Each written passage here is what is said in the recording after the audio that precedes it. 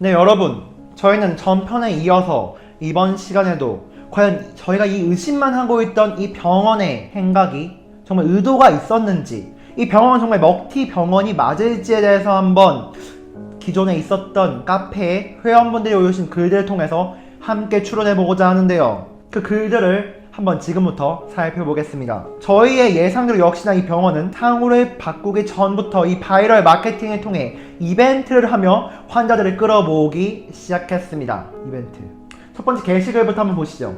페이스북에서 이벤트를 통해 발치 비발치 여부도 안 알려주고 클립PC 교정을 360만원에 해주겠다 라는 이벤트.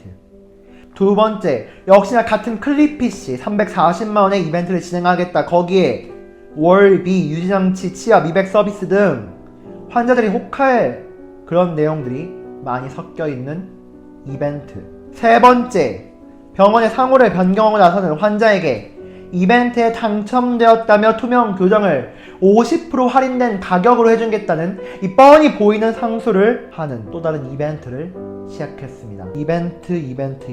그놈의 이벤트로 저희 세 가지 글만 보더라도 이 병원이 이 얄팍한 상수를 쓰며 병원의 이름을 바꿔가며 소비자를 현혹시키고 있다는 것을 확인할 수가 있는데요. 그런 중 저희는 어떤 한 분이 올려주신 이 카페 내 글을 발견하게 됩니다. 이분은 마케팅 업계에 있던 분인데요. 바로 문제의 병원에서 스카웃을 받은 경험이 있다고 합니다. 그리고 이러한 마케팅 과정에서 이분은 이 죄책감을 느껴 글을 작성했다고 합니다. 함께 이 글을 살펴보도록 하겠습니다. 관계자이신 이분이 올려주신 이 내용을 요약해보자면 이 병원의 마케팅 디자인 부서에서 약 반년간 일하면서 SNS 상으로 엄청난 인기를 끌었다고 합니다. 하지만 일을 하다보니 병원의 운영이 기형적이라는 것을 깨닫고 몇 번이나 병원 측에 운영 측에 건의를 하였지만 받아들여지지 않아 결국 퇴사를 하게 되었다고 하는데요. 그 후에 결국 이 사단이 나자 방송국 인터뷰도 응해주시고 피해자분들도 직접 만나 대화도 나누고 이 조언을 해주셨다고 합니다. 다시 이 병원에 직접 다니셨던 환자들의 글들을 살펴보도록 하겠습니다.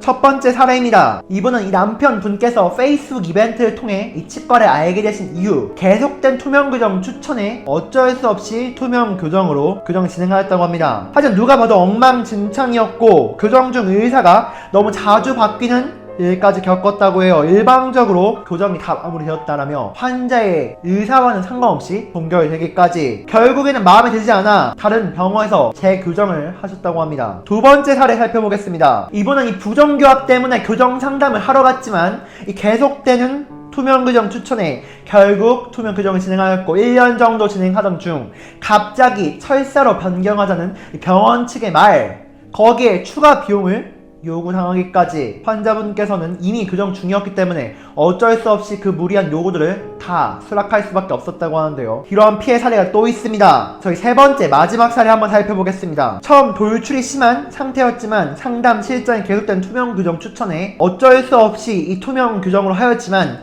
2년이 지나도 전혀 교정을 했다라고 생각할 수 없는 결과에 결국 이 환자분 환불을 요구했다고 하는데요. 하지만 이 보철비만 받고 무료로 보철 치료로 변경해준다 라며 이분을 설득하였고 결국 마무리를 지었다고 합니다.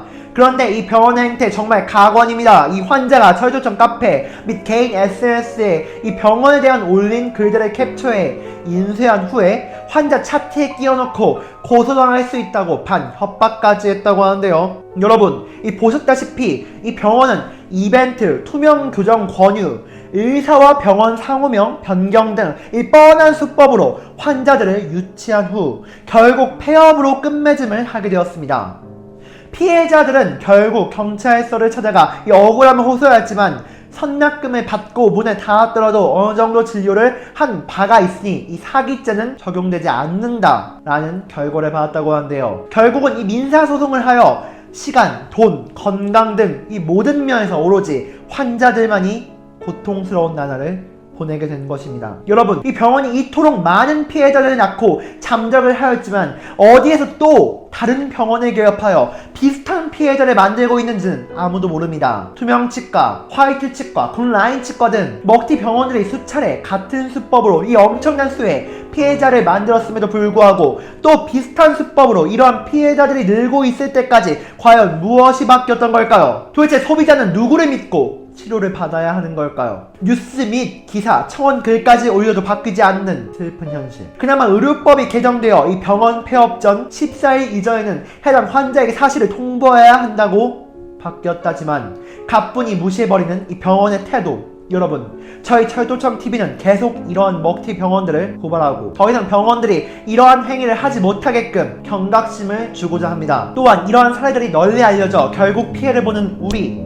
환자들이 더 이상 이 기울어진 치과를 방문하지 않도록, 법이 제정되어 더 이상 선량한 피해자들이 생기지 않도록 저희가 노력하도록 하겠습니다. 오늘의 영상 여기까지였습니다. 감사합니다.